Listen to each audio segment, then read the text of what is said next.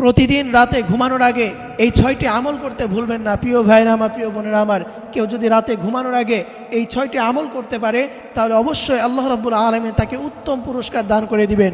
1 নম্বরে কালিমা পড়ে ঘুমাবেন। কেউ যদি কালিমা পড়ে ঘুমায় এবং সে অবস্থায় যদি সে মৃত্যুবরণ করে তাহলে তার মৃত্যু হবে শহীদ মৃত্যু।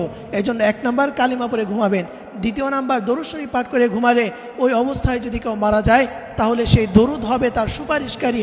এবং 3 নম্বরে ঘুমের দোয়া পাঠ করে ঘুমালে সারা রাত ইবাদতে সওয়াব পাওয়া যাবে। এবং 4 নম্বরে আয়াতুল কুরসি পাঠ করে ঘুমালে সারা রাত ফেরেশতারা তাকে পাহারা দিবে।